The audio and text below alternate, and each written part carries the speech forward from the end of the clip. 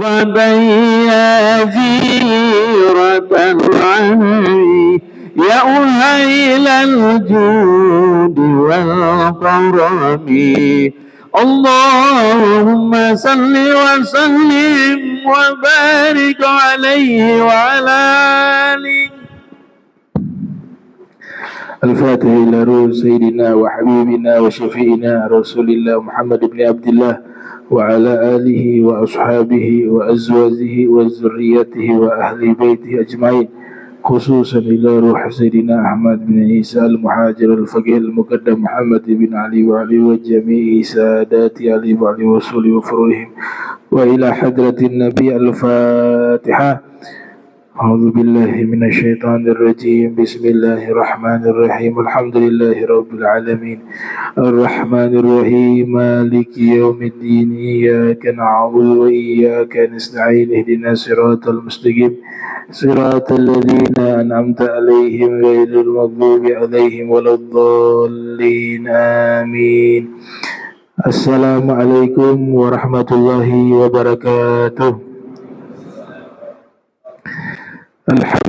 Alhamdulillah al-kabir al-muta'al, thumma salatu wassalamu ala sayyidina Muhammadin maula Bilal wa ala alihi wa sahbihi khairi sahbin wa al. Amma ba'du, subhanak la ilma lana illa ma'alamtana innaka antal alimul hakim. Rabbi israh li sadri wa yassir li amrin wahlul 'uqdatan min lisani yafqahu qawli wasaddid lisani wahdi qalbi bihaqqi sayyidina Muhammadin sallallahu alaihi wa alihi wa barak wa sallam. Ya man huwa fi uluwihi kain, ya man huwa fi fi'li hamid, ya man huwa fi majdihi matin. Allahumma akrimna bi nuril fahmi wa akhrijna min zulumatil wahmi warzuqna fahman nabiyyin wa hifdzal mursalin wa ilhama malaikatil muqarrabin. Rabbana zidna ilman wa fahma wa agra ya akramal akramin bihaqqi sayyidina Muhammadin khatamil anbiya'i wal mursalin ya Rahman ya Rahim. Wa sallallahu ala sayyidina Muhammadin wa ala alihi wa sahbihi wa barak wa sallam. Alhamdulillahi rabbil alamin. Al-Mukarram nakhusu bi dhikri al-Habib Alwi al-Barmatan Allah Ta'ala bituli hayatih wa umrih wa nafa'ana bihi wa bi ulumihi wal Habib Alwi Albar bin Mihdar wa jama'al hadirin hadirat, imam masjid, para imam masjid al-muhajirin beserta seluruh pengurus, Aman Tariq Abbas, Aman Zain Abbas, mata'anallahu ta'ala bituli hayatihim wa umrihim ajma'in, amin ya rabbal alamin. Wa qala al-musannif rahimahullah wa radiyallahu ta'ala anhu wa ardahu wa nafa'ana bihi wa bi'ulumihi wa amadana bi asrarihi wa a'adana min barakatihi fid darain. Radiyallahu ankum. Faslun babu fadli salatil fajr. An Abi Musa radiyallahu ta'ala anhu anin Nabi sallallahu alaihi wasallam qala man shalla al-bardain dakhala al-jannah. Kita sampai ke bab solat al-fajr, solat subuh. Nama lainnya adalah solatul fajr. Hadis ke-354 dari Abi Musa Al-Ash'ari menyatakan bahwa Nabi sallallahu alaihi wasallam bersabda, man shalla al-bardain, siapa yang salat al-bardain, dakhala al-jannah, niscaya dia akan masuk ke dalam surga. Ini salat namanya salatul bard. Baru dengar ya? Salatul bard. Bard itu artinya dingin, dingin, sejuk. Disebut dengan bard, bardun. Nah, di dalam hadis ini ada dua nama solat Nabi sebutkan, solatul bard, solatul bard. Ini seingat saya solatul bard ini solat fajar sama asar, solat subuh dan solat asar, dinamakan solatul bard. Kenapa dinamakan solat dingin atau solat sejuk? Menurut para muhadditsun, karena di awal siang atau di awal siang itu diistilahkan pagi. Subuh itu paling awalnya waktu pagi. Fisyita, di musim dingin, awal siang yang paling dingin itu di waktu subuh, awal siang. Dan akhir siang yang paling dingin di waktu asar, di saat musim dingin. Sehingga dinamakan dua solat yang dingin, solatul bardain. Karena awal siang yaitu subuh itu paling dinginnya cuaca di musim dingin, di waktu siang, awal siang. Dan akhir siang yang paling dingin itu di waktu asar. Nah, sehingga dinamakan dua solat yang dingin.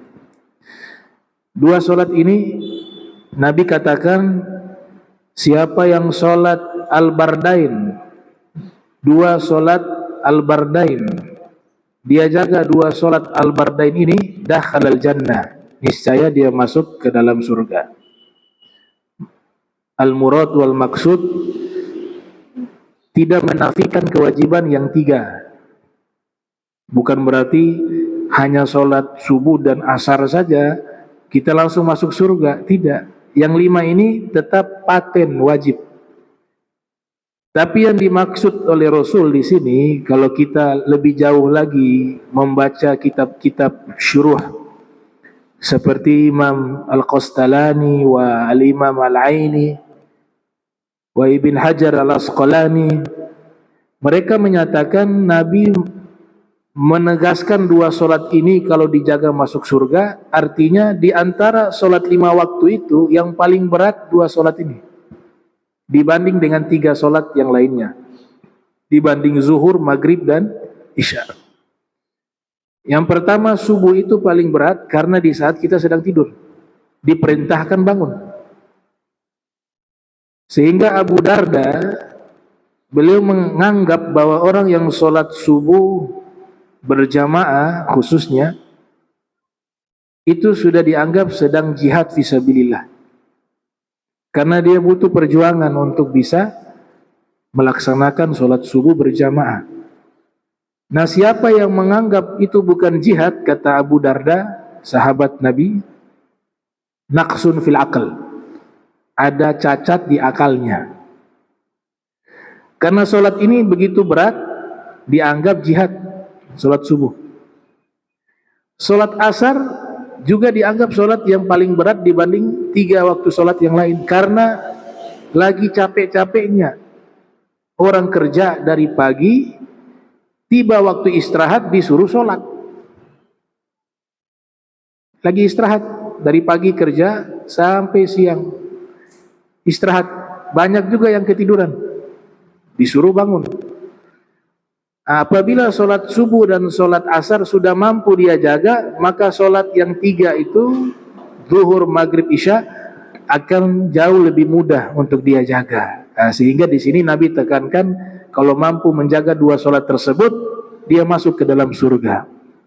Itu maksud dari hadis Rasulullah Muhammad sallallahu alaihi wa alihi wa barak wasallam. Nah, dijelaskan oleh para muhaddithun. Salat asar di dalam riwayat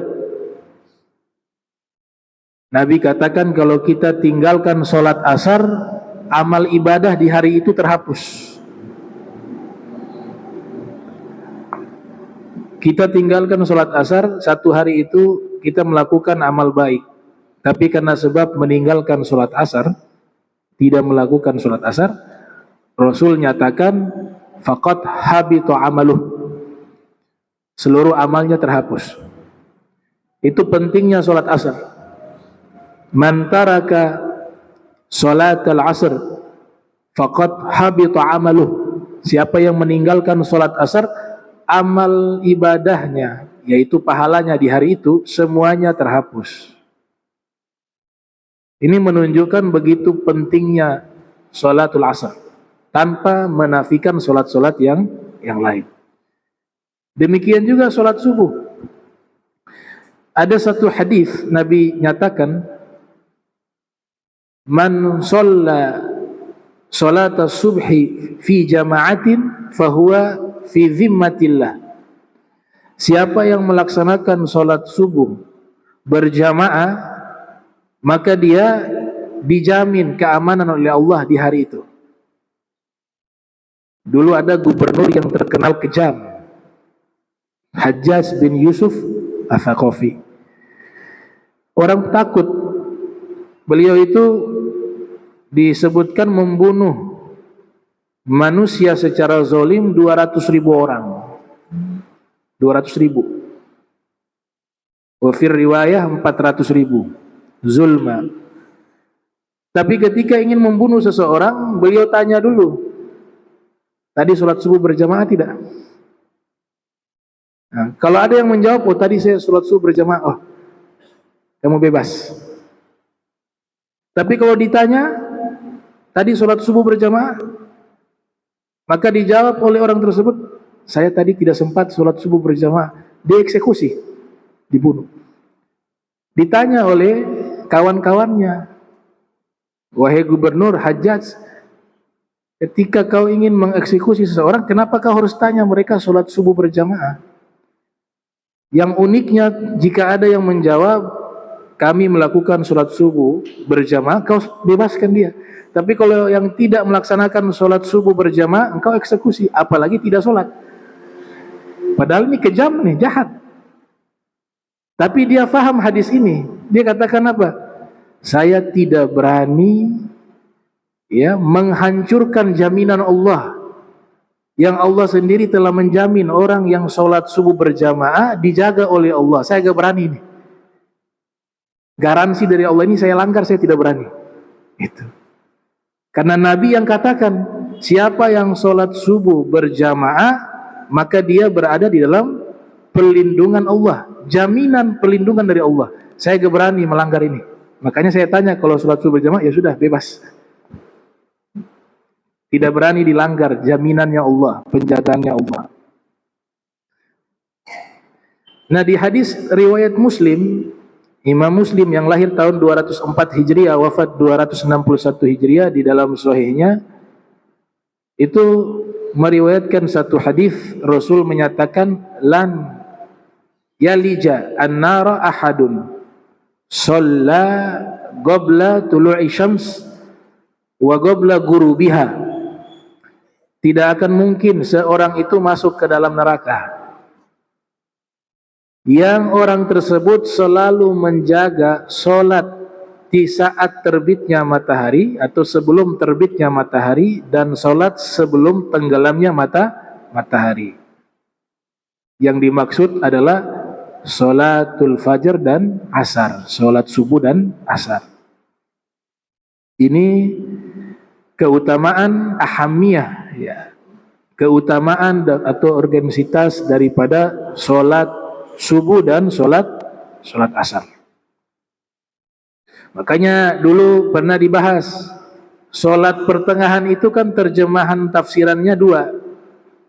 Wa hafidhu ala sholawati wa sholah al-wusta.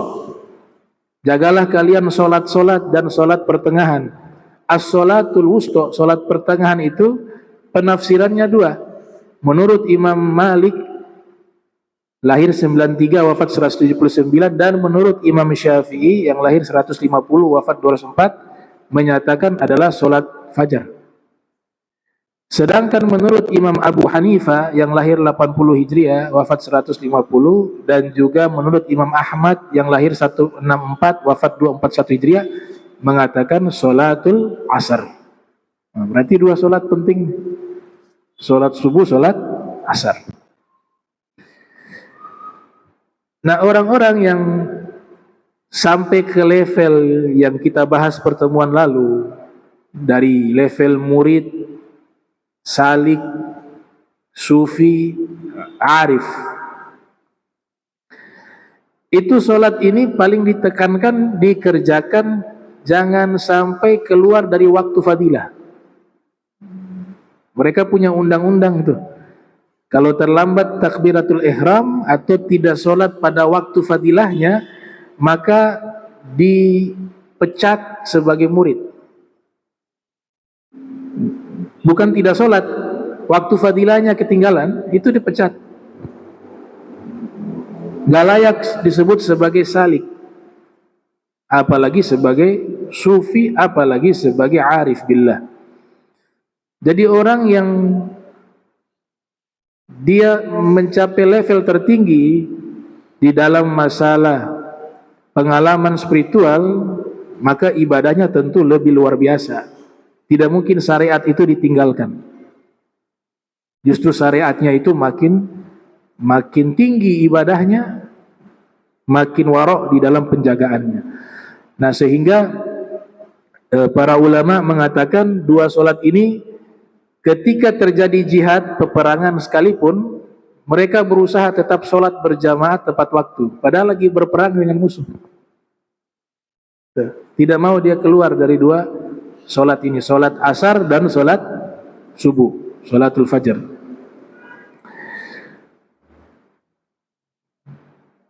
Nah, orang yang sudah mencapai level al-arif, pertemuan lalu kita sudah bahas level sufi.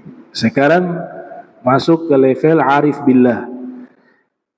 Al-arif billah itu definisinya itu 3 dia. Man arafa nafsah wa arafa rabbah wa rabbuhu arafahu. Dia mengenal dirinya dan mengenal Tuhannya, dan Tuhannya Allah mengenal dirinya. Nah, itu baru disebut al-arif billah. Orang yang sudah mencapai level al-arif billah itu banyak dan punya tanda-tanda, punya alamat. Salah satunya yang di zaman kita ini, dan saya secara pribadi saksikan juga, sekarang lagi datang di Jakarta, Al-Habib Umar bin Muhammad bin Salim bin Hafif. Walaupun saya bukan murid langsung, tapi pernah tinggal di tempat beliau di Darul Mustafa hampir 1 tahun. Saya saksikan bagaimana istiqomahnya beliau di dalam ibadah, di dalam dakwah. Kita kalau dengar itu kita berpikir, kok bisa sehebat itu? Itu beliau tidak pernah istirahat. Salah satu amalan sederhana beliau itu, yang beliau pegang, setiap solat menggunakan jubah imamah lengkap. Solat 5 waktu dan solat sunnah, gak pernah berani pakai baju biasa. Alasannya karena sedang menghadap Allah, saya gunakan pakaian terbaik. Itu ciri-ciri arif billah. Tidur mungkin 2 jam, 3 jam satu hari. Dan dakwanya beliau konsisten dari kecil, bukan dari muda, dari kecil. Ayah beliau mufti di Tarim, Al-Habib Muhammad. Habib Umar sering diajak oleh ayahnya ketika ayahnya berdakwah, berpindah dari satu tempat ke tempat lain, dari satu kota ke kota lain, dari kecil. Sampai tiba di hari Jumat, beliau bersama ayah beliau, menemani ayah beliau, selesai sholat Jumat, dijemput sama komunis. Ayah beliau dijemput sama komunis. Dititipkan rida kepada Habib Umar yang masih anak-anak. Ayahnya mengatakan, kalau Abah sudah tidak balik, ya sudah, ini kamu tunggu beberapa menit di sini, kalau tidak balik, pulang ke rumah. Bawa ridaan, kasih ke ibumu. Dan itu pertemuan terakhir Habib Umar dengan sang ayah. Sampai sekarang entah di mana ayah beliau. Mufti ayahnya, kakaknya mufti. 1 tahun, hampir 1 tahun, 9 bulan. Kami saksikan bagaimana beliau itu menjaga waktu. Tidak ada waktu yang terbuang sia-sia sedetik pun. Bukan menit, sedetik pun. Sedetik pun. Ngajar gobla subuh, ba'da subuh. Gobla subuh, wirid, tahajud, wirid. Ba'da subuh, ngajar, daras fajar. Kemudian acara malam itu bisa 3-4 tempat. Ulang bisa jam 1, bisa jam 2. Tapi istiqomahnya tetap jam 3 itu beliau sudah melaksanakan sholat tahajud dengan pakaian lengkap. Dan itu bukan baru-baru ini, dari muda. Dari usia muda. Bahkan ketika melakukan dakwah dengan jarak yang jauh, lintas negara, di atas pesawat itu baca kitab, baca maulid, baca wirid. Kalau beliau sudah kecapean, murid disuruh baca, beliau dengarin. Sampai beliau tertidur sesaat. Bangun lagi. Selesai bangun, beliau lanjut lagi baca. Sampai di tempat tujuan, di satu negara, turun gak pakai istirahat 1 hari, 2-3 jam lanjut lagi ngajar. Sorenya, malamnya, subuhnya, begitu terus. Begitu terus. Seperti ini yang di Jakarta nih. Ini yang di Jakarta, perjalanan pesawat mungkin puluhan jam itu. Dari Yaman ke Indonesia. Sebelum berangkat itu ada kegiatan di luar kota. Sudah dakwah di luar kota yang ada di Yaman. Tiba berangkat ke Indonesia, sampai di Jakarta mungkin sudah pagi, jam 10 apa jam 11. Tiba sorenya itu sebelum asar sudah ada kegiatan rauha. Mereka kalau acaranya bukan 1-2 jam. Bisa 4 jam, bisa 3 jam, paling sedikit 3 jam, 2 jam. Rauha, habis rauha, lanjut lagi. Belum terima tamu. Subuh Istiqlal. Habis dari Istiqlal, lanjut di Cidodol pagi, sampai Dohor. Habis Dohor ada asar lagi acara. Nih, sebentar malam lanjut lagi di Monas dan nanti berangkat. Begitu aktivitasnya. Nah, kalau pakai motivasi yang disebut sebagai motivasi orang biasa, dakwah ya sekedar dakwah saja, gak mampu. Makanya pernah ditanya, wahai Habib, kenapa engkau sampai murid-murid yang lain itu merasa kasihan? Kenapa harus memaksa diri capek seperti ini? Ya, jawabannya sederhana. Ya, saya takut ada waktu saya yang nanti ditanya di hari kiamat yang terbuang sia-sia. Saya takut. Saya takut ada waktu saya nanti ditanya oleh Rasulullah atau ditanya oleh Allah, ternyata ada waktu saya yang terbuang sia-sia. Saya takut itu. Jadi saya mencapekkan diri saya di dunia, nanti saya istirahat di akhirat saja. Itu manusia yang hidup di zaman kita, ulama besar. Dan Habib Umar itu sekarang masuk sebagai ulama berpengaruh antara nomor 1 atau dua. Ulama berpengaruh di dunia internasional, nomor 1 atau nomor 2. Antum bisa lihat kalau buka Google tuh keluar tuh. Nah, kita harus mengakui kelebihan. Saya saksi mata. Ikut 3 hari, 2 hari sakit. Iya. Padahal kita menganggap, oh saya sudah sungguh-sungguh. Ternyata ketika bercermin kepada orang yang jauh lebih dahsyat, kita gak ada apa-apanya gitu. Habib Umar masuk ke wilayah Magom tersebut bukan dengan gratis, tapi beliau mujahadahnya luar biasa. Dan memang di rumahnya memang ditarbiyah. Jadi rumah mereka itu bagaikan pesantren.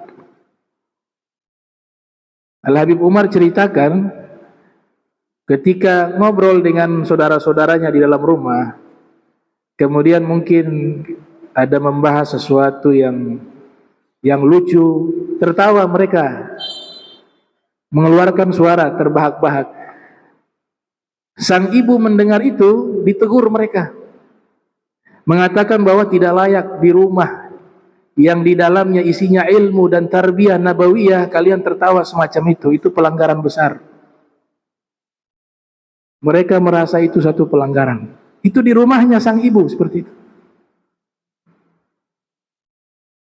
Bahkan ketika Habib Umar membeli mobil baru, apa dikasih sama murid atau dibeli, wallahu alam, ingin menghibur sang ibu, ajak jalan-jalan. Sang ibu ini sudah tahu Al-Habib Umar ini hidupnya hanya ibadah, belajar, mengajar, dakwah, itu saja. Ingin rekreasi, ada mobil baru. Dipanggil sang ibu masuk ke mobil, di dalam mobil sudah penuh dengan kitab. Ternyata di belakang ada murid. Jadi sepanjang rekreasi murid baca kitab di belakang, Habib Umar mendengar. Tidak terbuang waktu sedikit pun. Sampai sang ibu mengatakan, "Ya waladi, wahai anakku, ini mobil jadi pesantren, bukan mobil, isinya pesantren. Sama seperti di pesantren dan di dalam mobil itu sama."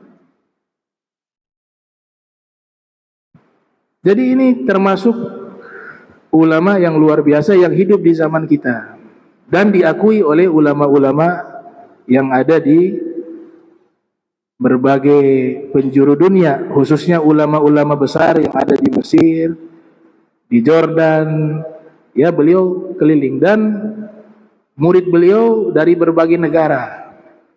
Ini yang unik juga nih.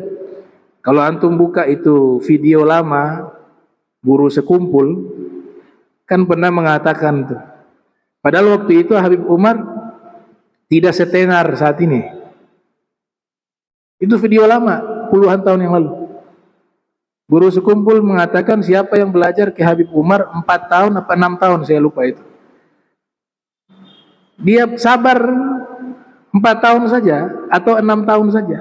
Sabar, diridhoi oleh Habib Umar, keluar pasti jadi orang alim. Dikasih futuh. Mencetak orang itu jadi alim butuh puluhan tahun. Saya saksi mata, itu murid-murid beliau ada dari Jerman, ada dari Australia. Kadang mu'alaf, bahasa Arab saja tidak bisa. Oh, belajar 4 tahun jadi ulama pulang. Bahasa Arabnya fasih. Kalau tidak lewat yang namanya keramat itu, gak bisa. Dan beliau cerminan habaib tempo dulu, tanpa menafikan habaib-habaib yang lain. Semua punya kelebihan. Setiap ulama punya kelebihan. Tapi ini momentum beliau datang. Kebetulan saya bahas. Dan saya 9 bulan di Darul Mustafa. Saya saksikan itu. Belum lagi akhlaknya. Antum bayangkan capek seperti itu di hadapan orang senyum. Itu tidak mudah. Tidak pernah marah. Senyum. Makanya panitia biasanya memberikan pengumuman. Ini juga menjadi satu adab. Kalau di Ternate sih gak terlalu masalah, sedikit. Kalau di Jakarta itu jamaah ratusan ribu. Bisa bayangkan kalau ribuan saja. Mereka semua berebutan ingin bersalaman dengan Habib Umar. Itu kadang-kadang beliau hampir jatuh, ya. Berebutan ribuan. Panitia sudah kasih tahu, tolong ini beliau capek. Kalau kalian cinta tidak harus paksa untuk jabat tangan, mencium tangan. Cinta, kasihan lihat kondisi beliau, cukup dari jauh, itu berkahnya lebih banyak daripada mengganggu beliau. Iya, kalian yang hadir tidurnya banyak. Beliau gak tidur-tidur. Tidur mungkin 3 jam, 2 jam. Coba perhatikan di videonya. Tadi pagi di Cidodol, Hall Syekh Abi Bakar bin Salbi itu ratusan ribu, entah berapa banyak, lebih kayaknya, bisa jutaan juga tuh. Beliau kasih kesempatan ke beberapa ulama lainnya, termasuk murid-muridnya berceramah dulu. Iya kan? Ini ceramah. Itu sebenarnya beliau ngambil waktu untuk tidur sesaat. Waktu tidur beliau itu. Karena kalau malam di rumah tahajud, qiyamul lail. Sampai salah satu murid mengatakan, "Bib, kapan antum istirahat?" Kata Habib Umar, "Waktu saya tahajud itu saya istirahat."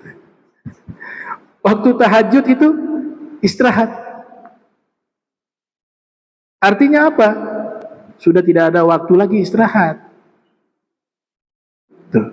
Dikasih kesempatan murid ini ceramah, murid ini ceramah. Beliau itu sedang istirahat, tidur sesaat. Karena mereka luar biasa. Subuh itu ngajar, sebelum subuh baca wirid, malamnya tahajud. Habis subuhnya belum selesai mengajar, karena ada baca kitab di Istiqlal tadi subuh, kitab Fathul Basairil Ikhwan fi Syarhi Dawairil Islam wal Iman wal Ihsan wal Irfan, karya Al-Habib Abdurrahman bin Faqih. Selesai baca itu mereka baca wirid, Al-Wirdul Latif. Pulang itu ada tamu biasanya juga, gak langsung tidur. Nah ini saya katakan alamat al-arif billah. Orang yang mengenal Allah, salah satunya sangat disiplin terhadap masalah waktu. Waktu itu dianggap sangat mahal.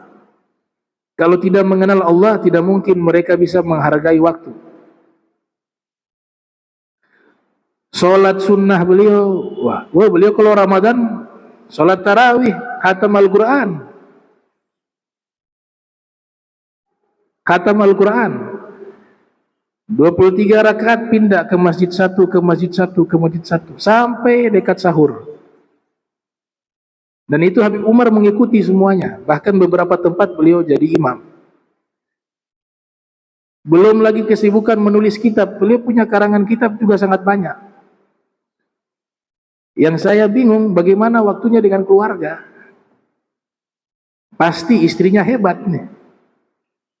Pasti istrinya hebat.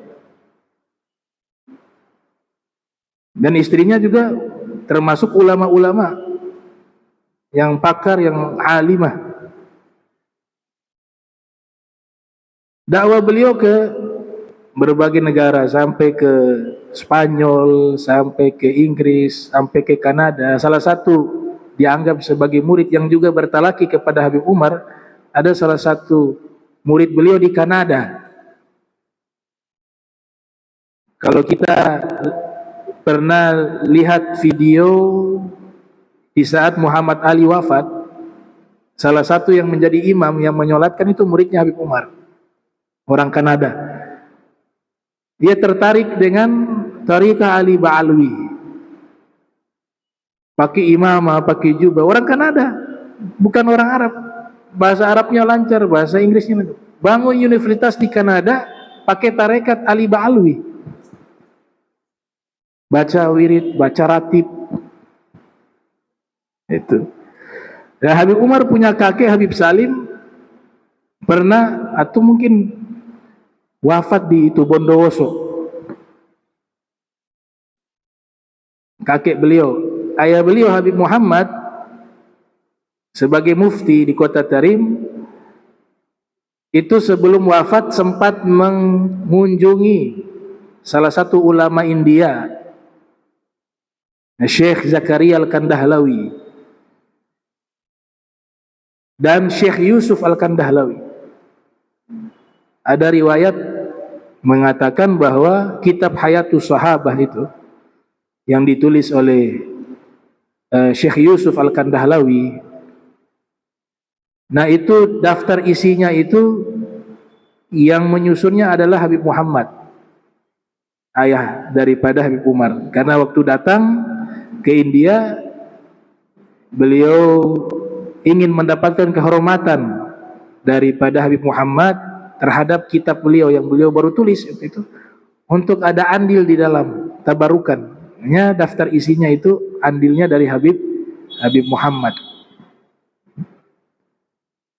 Dan ini alhamdulillah kita hidup di zaman salah satu ulama yang memang sudah diprediksi jauh-jauh hari oleh ulama-ulama terdahulu yang hidup di masa kita. Di antaranya adalah Profesor Dr. Said Muhammad bin Alwi al-Maliki,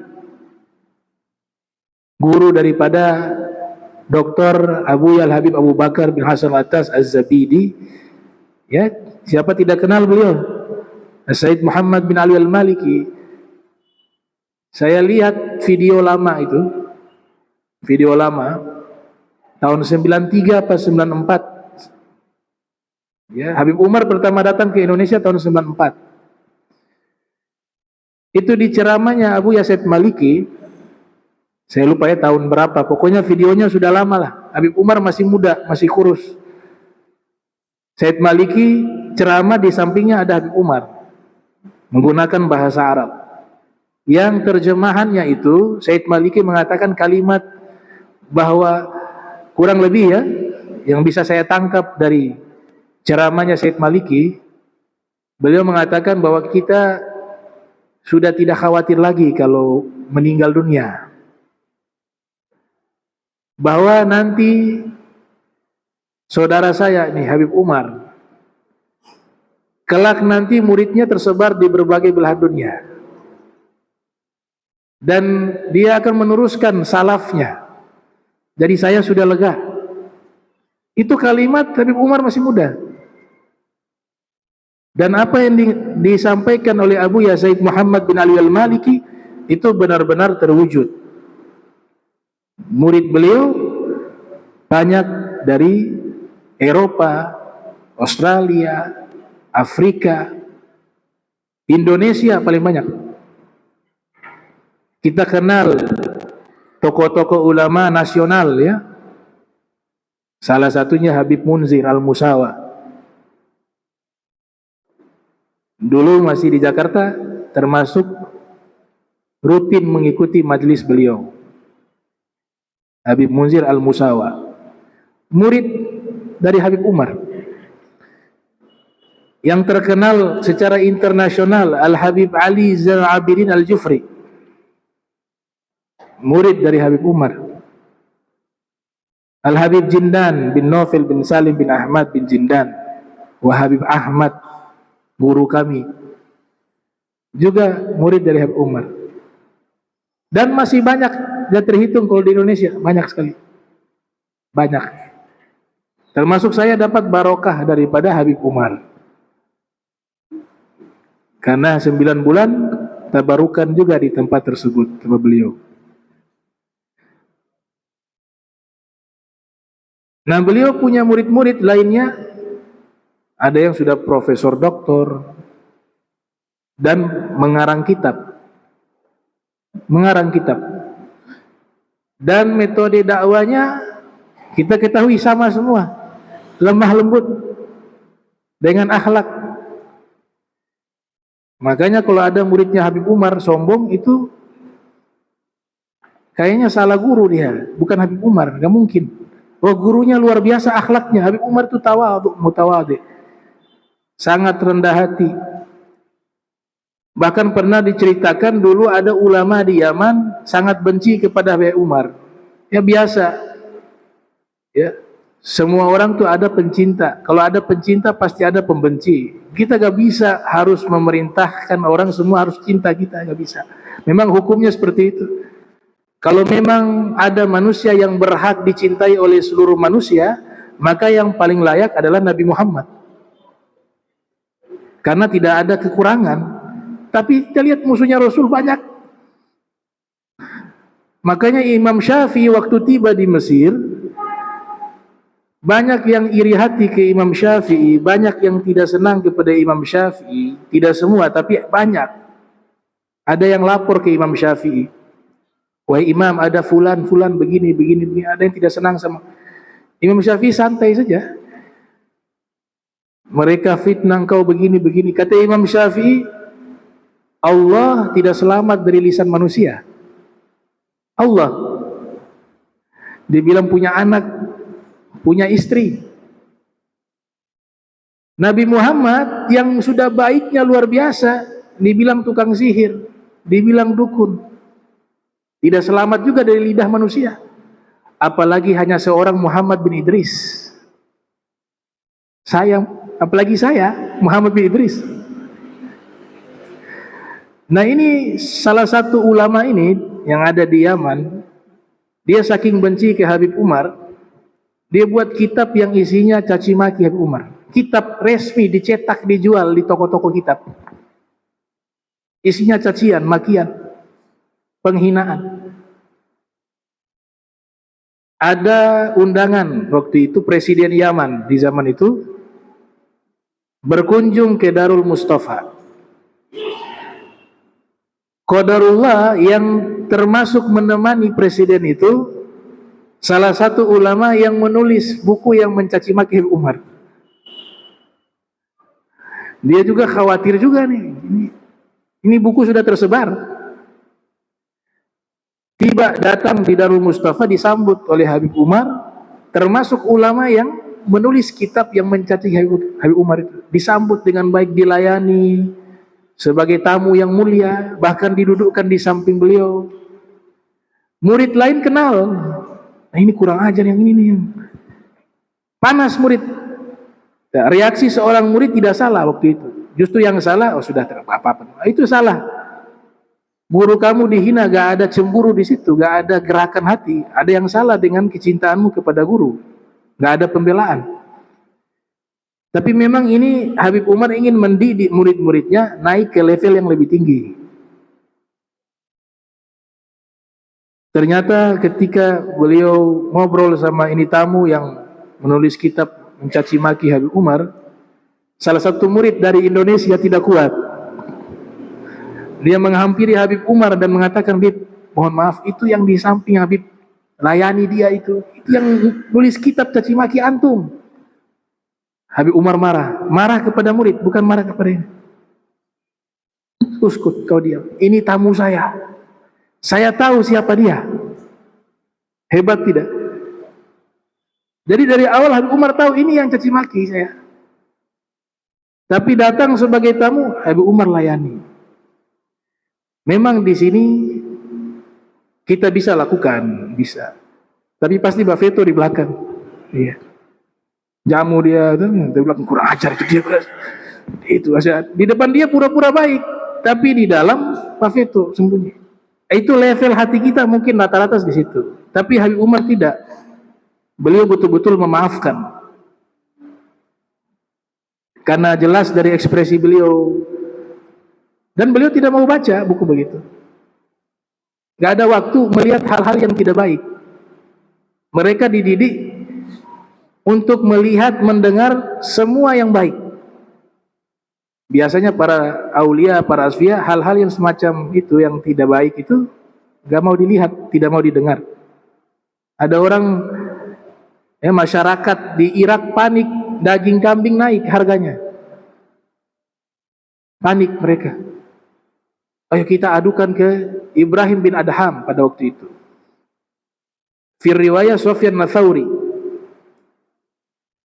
Mereka datang kepada Ibrahim bin Adham atau Imam Sufyan Ats-Tsauri lagi ibadah, minta waktu, ada hal penting mau disampaikan. Baik, beliau punya wirid, punya ibadah khusus, akhirnya diliburkan. Gara-gara katanya ada hal yang sangat penting. Duduk beliau sama ini orang-orang, ada masalah apa? Ini Syekh, daging kambing harganya naik sekarang. Kata Ibrahim bin Adham, kalian sudah membuang-buang waktuku. Kalau harga daging kambing naik, kalian beli ikan, makan ikan, selesai. Khuruju, keluar. Kayak begitu, gak suka didengar hal-hal yang tidak baik. Karena mereka prioritaskan sesuatu yang jauh daripada itu. Sekalipun kita pusing, tidak menyelesaikan masalah. Apa? Kita stres 2 kali masalah. Masalah sudah naik harga, yang kedua berpikir jadi masalah juga bagi dirinya. Nah, Habib Umar maafkan dia sampai akhirnya 3 hari nginap di rumahnya Habib Umar ini, dijamu sebagai tamu. Akhirnya dia tidak enak hati, Dalam hatinya dia katakan, ini tahu tidak ya? Habib Umar tahu tidak bahwa yang saya ini salah satu yang menulis kitab mencaci maki Habib Umar. Hari ketiga, tamu kan 3 hari, ya kan? Fama wara'a dzalik fahuwa shadaqah. Lebih dari 3 hari menjadi sedekah. Selesai 3 hari sudah mau pamitan, akhirnya syekh ini dia mengungkapkan dirinya. Dia mengatakan, wahai Habib, mohon maaf sebelum pamit ini, ikut rombongan presiden mau balik ke Sana'ah. Saya mau sampaikan, antum tahu tidak, saya ini yang nulis kitab yang isinya mencaci maki antum dan sudah dicetak tersebar. Tahu tidak? Apa kata Habib Umar? Saya tahu dari awal. Dari awal saya sudah tahu. Kaget dia. Terus kau tidak ada marah sama saya? Habib Umar mengatakan, mungkin kau belum kenal saya. Kau belum kenal saya, makanya kau nyatakan seperti itu. Dan itu saya maafkan. Kalaupun ada yang benar, kejelekan di dalam buku itu untuk diri saya anggap itu sebagai nasihat bagi diri saya. Dan saya mengucapkan terima kasih agar saya bisa memperbaiki diri saya. Tapi kalau itu tidak ada di diri saya minta kepada Allah, semoga Allah ampuni dirimu. Selesai. Akhirnya menangis dia, tobat, sekarang jadi pengikut setia Habib Umar. Berubah dia. Gara-gara apa? Akhlak. Jadi keramat itu, jangan kita melakukan sesuatu ingin mencari keramat. Saya pengen pesantren biar jadi wali. Jangan. Kenapa jadi wali? Punya keramat, bisa terbang, bisa kasyaf. Para aulia yang tinggi justru mereka anti dengan hal itu. Mereka tidak mau syuhro, terkenal.